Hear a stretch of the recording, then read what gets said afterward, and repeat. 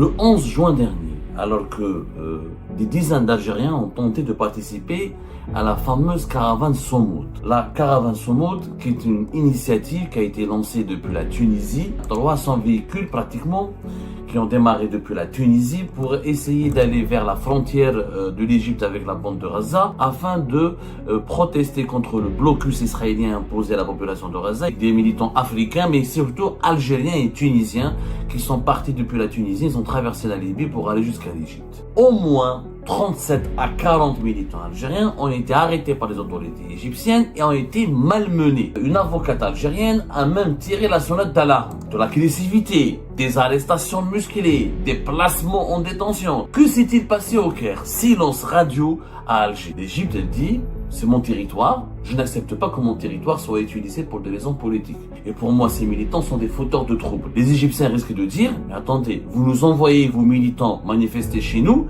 alors que chez vous, les Algériens et les Algériens ne peuvent même pas sortir dans les rues, puis les Égyptiens vont être clairs. Vous êtes exemplaires. Faites des manifestations chez vous. Prenez le bateau, prenez votre marine, passez des Freuges, traversez la Méditerranée, allez-y à Gaza. Pourquoi vous voulez passer par notre territoire?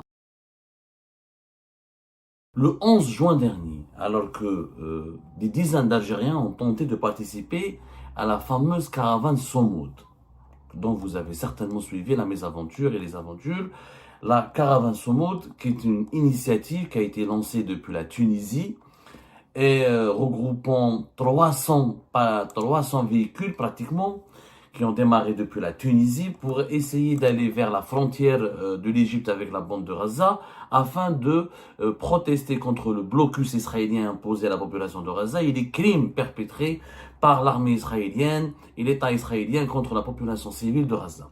Somoud, donc, c'est l'objectif était de briser ce blocus et de permettre et de forcer les autorités israéliennes à permettre l'accès au territoire de Gaza d'une pratiquement 300 véhicules et bus, regroupement des militants qui ont quitté, des militants africains, mais surtout algériens et tunisiens qui sont partis depuis la Tunisie, ils ont traversé la Libye pour aller jusqu'à l'Égypte. 300 véhicules, 1 millier de participants d'origine de toute l'Afrique, même des Marocains qui sont venus en Tunisie, des Algériens qui ont démarré aussi depuis des bus, des autocars depuis l'Algérie pour aller jusqu'à Tunis et l'objectif était de rallier le territoire, la frontière entre l'Égypte et Gaza, l'Arish, je crois, voilà, c'est au niveau de la localité de l'Arish, pour pouvoir débloquer, protester contre le blocus imposé par Israël avec la complicité de l'Égypte à la population de Gaza. Des militants algériens, des avocats, des militants politiques, des acteurs associatifs ont participé, on va dire, massivement à cette initiative. Parmi lesquels des avocats, comme j'ai dit, des hommes de loi et des acteurs associatifs. Le 11 juin dernier, au moins 37 à 40 militants algériens ont été arrêtés par les autorités égyptiennes et ont été malmenés. Je dis bien, ils ont été malmenés alors qu'ils ont essayé uniquement de participer à la caravane humanitaire Somoud en direction de Gaza. Une avocate algérienne a même tiré la sonnette d'alarme. Une avocate algérienne qui s'appelle Fatiha Rouibi, elle s'est exprimée sur les réseaux sociaux en dénonçant et en déplorant le placement en détention arbitraire, comme elle l'a déclaré elle-même, comme elle l'a révélé elle-même, de 3 avocats algériens qui sont Samir Mostafawi, Mohamed Atef Breki ou Abbas Abdelnour. Ils ont été arrêtés à l'aéroport du Caire. Alors, il y a 2 types de participants à cette caravane Somoud. Il y a des parties algériennes et des Algériens qui ont démarré, qui ont pris des autocars pour rejoindre Tunis, et de Tunis, ils ont traversé la Libye pour aller jusqu'en Égypte. Et d'autres militants algériens, comme ces avocats, ont pris un vol depuis Alger vers le Caire pour participer, pour tenter d'entrer sur le territoire égyptien et de rejoindre la caravane Somoud au niveau de la localité d'El Arish, qui est frontalière avec la bande de Gaza. Voilà, El Ali, si je ne me trompe pas. Il s'avère que les autorités égyptiennes ne se sont pas contentées de refouler, de bloquer cette caravane et d'empêcher les participants à cette caravane Somoud d'aller jusqu'à l'Arish. Non, il y a eu de l'agressivité, des arrestations musclées, des placements en détention. C'est du moins les témoignages qui nous parviennent depuis le Caire. Arrestation, agressivité, encore une fois, brutalité, placement en détention, ce sont des dérives, des dérapages. Ces participants algériens n'ont rien fait de mal. Ces avocats n'ont absolument rien fait. Ils voulaient se mobiliser pour exprimer leur soutien au peuple palestinien et pour briser le blocus imposé à la population de Gaza. Ils ne sont pas venus en Égypte pour demander la libération des détenus politiques en Égypte. Ils ne se sont pas mêlés de la situation politique interne en Égypte. Ils n'ont pas, comment dirais-je, ils n'ont pas organisé des rassemblements non autorisés en Égypte. Ils n'ont pas cherché comment dirais-je, à semer le désordre ou le chaos, à provoquer des émeutes ou des protestations populaires en Égypte. Ils ne se sont pas du tout ingérés dans les affaires internes de l'Égypte. Et malgré ça, les Égyptiens les ont arrêtés, leurs papiers d'identité ont été confisqués, ils ont été placés en détention arbitraire selon le témoignage d'une avocate qui était sur place, apparemment, ou qui les connaît très bien. Il y a eu donc des mauvais traitements qui ont été infligés à ces ressortissants algériens. Qu'est-ce qu'elle a fait la diplomatie algérienne? Est-ce qu'elle a réagi? Pourquoi le ministère algérien des Affaires étrangères n'a pas réagi? Pourquoi l'ambassadeur d'Égypte à Alger n'a pas été convoqué? Pourquoi l'ambassade d'Algérie au Caire ne s'est pas exprimée? Publiquement, je ne sais pas ce qui a été fait. Est-ce que maintenant les services du consulat, les services consulaires de l'ambassade d'Algérie au Caire, est-ce qu'ils se sont mobilisés? On n'a aucune information. Blocus total, blackout total et blocus total, pour reprendre le blocus sur la population de Gaza, autour de cette question. Personne ne veut communiquer, aucune communication. Alors pourtant, la question palestinienne est l'un des éléments, l'un des piliers du discours idéologique et politique des autorités algériennes. C'est une constante du discours politique idéologique du régime algérien. On parle de Gaza et de la Palestine tout le temps, très bien. On parle de la libération de la Palestine, de la solidarité de l'Algérie à l'égard de la population de Gaza, du soutien politique et même militaire et même humanitaire que l'Algérie voudrait apporter à la question palestinienne et à la population de Gaza. C'est très bien. Mais il y a eu une initiative, il y a eu des Algériennes et des Algériens qui ont pris le bus, d'autres ont pris l'avion, ils ont été bloqués, arrêtés. On parle d'une quarantaine d'arrestations. 37 Algériens retenus après leur participation à une caravane humanitaire Somo, c'était depuis le 11 juin, et les dernières informations actualisées parlent d'une quarantaine d'arrestations et de placements en détention. Que s'est-il passé au Caire? Silence radio à Alger, silence radio à l'ambassade d'Algérie au Caire. Où est cet élan de solidarité vis-à-vis de la Palestine? Où est cette verve révolutionnaire, guerrière?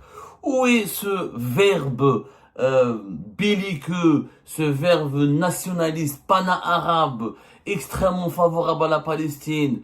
Où est cet engagement légendaire des autorités algériennes pour le combat en faveur de la liberté et de la dignité du peuple palestinien?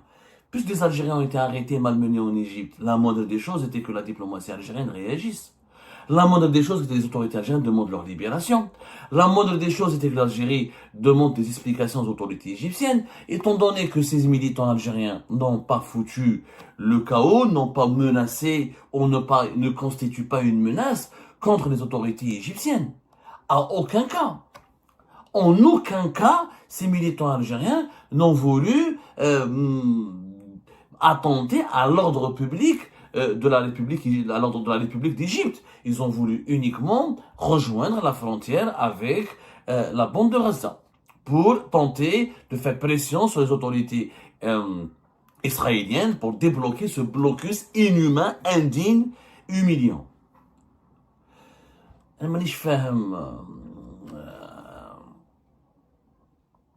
Que s'est-il passé? Je ne comprends pas le silence des autorités algériennes. Des informations qui nous parviennent, par exemple, on sait que les bus n'ont même pas pu atteindre l'Égypte, ils ont été bloqués par les forces du maréchal Haftar vers la ville de Sirte en Libye. L'Algérie ne s'est pas exprimée, toujours, alors qu'elle a des citoyens algériens qui sont bloqués en Libye, et des citoyens algériens qui ont été bloqués, interpellés en Égypte et placés en détention en Égypte, et elle ne bouge pas, elle ne réagit pas. Je ne comprends pas la logique des autorités algériennes. En réalité, je ne la comprends pas, mais aussi, en vérité, moi, je les comprends. Je ne la comprends pas du point de vue officiel. Officiellement, je ne les comprends pas, les autorités algériennes. Pourquoi? Parce que les autorités algériennes, maintenant, elles ont été piégées. Elles ont été confrontées à l'épreuve de la vérité et l'épreuve de la réalité. Des dirigeants algériens qui chantent jour et nuit leur soutien et qui célèbrent leur soutien et qui promettent monts et merveilles aux Palestiniens, au moment de l'action, leurs mensonges ont été débusqués, dévoilés, ils ont été désarmés. Pourquoi? Parce que il y a un gros problème. C'est que l'Égypte dit quoi? L'Égypte, elle dit, c'est mon territoire, je n'accepte pas que mon territoire soit utilisé pour des raisons politiques. Et pour moi, ces militants sont des fauteurs de troubles. Et comme l'Égypte est une dictature militarisée et militaro-politique comme le régime algérien, exactement comme l'Algérie, l'Égypte, elle ne peut pas recevoir des leçons de morale et des leçons politiques de la part de l'Algérie. Parce que l'Égypte, elle risque de riposter. Les Égyptiens risquent de dire, mais attendez, vous nous envoyez vos militants manifester chez nous, alors que chez vous, les Algériens et les Algériens ne peuvent même pas sortir dans les rues pour proclamer, pour soutenir la Gaza et la Palestine. Pourquoi vous nous les envoyez chez nous? Officiellement, l'État algérien n'a envoyé personne. C'est une initiative indépendante, je le rappelle, militante, indépendante de tout le pouvoir et qui est déconnectée de tous les... Normalement, jusqu'à preuve du contraire, qui est déconnectée de toutes les composantes de l'État algérien. Ceci dit, l'Algérie est dans une situation d'indélicatesse. Elle ne peut pas demander aux Égyptiens d'autoriser les marches, d'autoriser les manifestations en faveur de la Palestine, étant donné que les autorités algériennes elles-mêmes n'autorisent pas et répriment et empêchent les marches et les manifestations populaires en faveur de la Palestine. De un. De deux, elle ne peut pas donner des leçons de démocratie aux autorités égyptiennes, étant donné que les autorités algériennes elles-mêmes, le régime algérien lui-même, emprisonnent, répriment, chassent, pourchassent et traquent ses opposants et les activistes opposants pacifiques. Donc l'Algérie est dans une situation d'indélicatesse.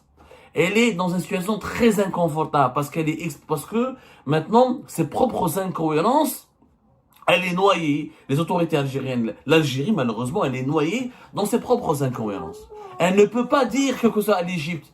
Elle ne peut absolument rien dire à l'Égypte. Parce que les Égyptiens vont être clairs. Vous êtes exemplaires. Faites des manifestations chez vous. Prenez le bateau.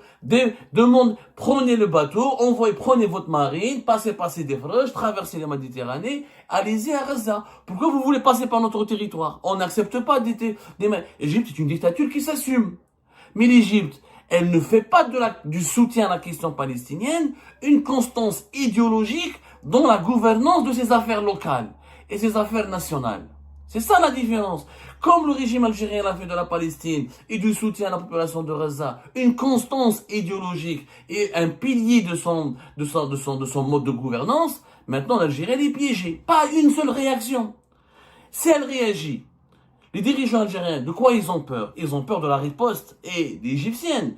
Les Égyptiens vont leur dire, d'abord on est souverain chez nous, d'abord ces gens-là n'ont pas été autorisés à venir chez nous, ils n'ont pas d'autorisation pour participer à une manifestation chez nous, et chez vous, vous n'êtes pas plus meilleurs que nous, vous ne valez pas mieux que nous, puisque chez vous aussi, vous interdisez les marches, vous interdisez les rassemblements, vous placez les personnes qui investissent les rues en prison. Vous les placez en détention. Quelle est la différence entre l'Égypte de Sisi et l'Algérie de Tebboune? Aucune. Deux dictatures, deux systèmes totalitaires. La seule différence, c'est que l'Égypte de Sisi assume le fait qu'elle participe, qu'elle est complice d'Israël, et que le régime algérien nous fait croire qu'il est pro-palestinien, qu'il est prêt à défendre la Palestine. Il utilise cette hypocrisie autour de la question palestinienne pour détourner l'attention de son propre peuple et sur les problèmes du pays et pour faire croire à son peuple qu'il a des valeurs nobles. Alors, quand on est noble, on est d'abord noble par rapport à sa propre population. Le jour où les droits, où la dignité, où les droits civiques élémentaires de la population algérienne seraient respectés, ce jour-là, on pourrait se battre pour les Palestiniens. Toi, tu réprimes ton propre peuple, et tu incarcères tes propres opposants et tes propres activistes chez toi, et tu demandes la libération du peuple palestinien. Ça n'a pas de sens. Donc, la diplomatie algérienne n'a pas pu réagir parce qu'elle a eu peur des arguments béton, des arguments extrêmement pointilleux qui pourraient être utilisés par les autorités égyptiennes. Mais ce silence, c'est une honte pour l'État algérien. C'est une honte pour les dirigeants algériens que des Algériens soient malmenés à l'étranger. Ah, quand un Algérien est malmené en France, etc., rapidement, la diplomatie algérienne exploite cette affaire-là, ou ces affaires-là. Mais comme il s'agit de l'Égypte, d'une dictature similaire, d'un pays comme nous, comme les Algériens, l'Algérie fait la même chose avec ses propres citoyens. Il faut savoir que les avocats algériens ont été malmenés en Algérie avant d'être malmenés en Égypte. Donc c'est pas nouveau. Donc, il y a une situation illogique, il y a une situation de grave contradiction, d'incohérence. Le silence des autorités algériennes s'est imposé par lui-même parce que les autorités algériennes n'ont pas d'arguments à faire valoir. Elles ne peuvent pas réellement donner des leçons de liberté publique et individuelle à l'Égypte. Et elles ont peur de la réaction égyptienne parce qu'elles risquent de les ridiculiser. Les Égyptiens risquent de nous dire, mais vous voulez aller à Gaza, allez-y par bateau. Allez-y par bateau. Nous, on vous autorise pas. Ok, les Égyptiens sont complices des Israéliens. Je suis d'accord et je dénonce et je condamne. Mais arrêtons cette instrumentalisation politicienne de la question palestinienne. Alors parce que le jour où la Palestine a besoin de nous, il n'y a personne. Il n'y a absolument personne. Les militaires algériens qui ont défilé le jour des 60 de l'indépendance pour la Palestine, on les a pas vus. Où sont ces militaires algériens moustachus, très musclés qui ont crié Gaza, Gaza, Gaza? Pourquoi vous partez pas? Partez!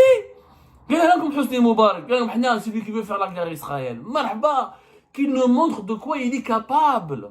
Qu'il nous montre la voie. Mais utiliser les souffrances du peuple palestinien pour de l'idéologie, pour un discours idéologique, pour la consommation locale, pour détourner l'attention, pour manipuler les citoyens de son propre pays, pour dire aux citoyens de son propre pays, vous ne pouvez pas vous révolter, vous ne pouvez pas demander vos droits parce que nous sommes en guerre contre Israël, parce que nous sommes menacés par Israël, et ben voilà des Algériens qui ont été malmenés en Égypte parce qu'ils voulaient aller se battre aux côtés du peuple palestinien. L'Algérie n'a pas réagi, pas un mot, pas une seule condamnation. Et d'ailleurs, nous allons faire une enquête pour savoir s'il y a eu des interventions en Égypte et au Caire et de la part de l'ambassade d'Algérie en Égypte pour secourir, pour protéger, pour demander une protection consulaire à ses concitoyens qui ont été interpellés et qui ont été malmenés. L'Égypte a le droit de les refouler. Les autorités égyptiennes disent non, on veut pas de toi. Je te refoule de mon pays. Mais passer en détention, les malmenés, confisquer les papiers, les maltraités, non. C'est illégal, c'est immoral et l'Algérie a le devoir, elle a le devoir. Les autorités algériennes ont le devoir de s'engager, de s'impliquer pour protéger ses compatriotes qui n'ont rien fait de mal en Égypte. Ils voulaient juste participer à une action pacifique, à une manifestation pacifique visant le blocus israélien sur la population de Gaza. Mais comme on ne vaut pas mieux, comme notre régime, notre pouvoir ne vaut pas mieux que le pouvoir égyptien, il ne peut pas malheureusement lui donner des leçons de morale ou le protester contre lui ou le contester ou lui parler de liberté de manifester ou de la liberté de militer parce que ces libertés-là n'existent même pas aussi sur le territoire algérien. Je vous remercie toutes et tous sans exception comme d'habitude pour avoir suivi la vidéo jusqu'à la fin et toutes nos vidéos. Je vous remercie pour vos commentaires et pour vos réactions. N'oubliez pas de nous laisser des commentaires sur le sujet de cette vidéo et aussi de vous abonner à la chaîne si vous n'êtes pas encore abonné. Donc voilà, je vous remercie encore pour votre soutien à la chaîne, pour vos abonnements et pour toutes vos réactions et pour vos commentaires très diversifiés. Et j'espère pouvoir toujours être à la hauteur de vos expectations. Donc voilà, merci encore une fois et à la prochaine dans une nouvelle vidéo. Au revoir.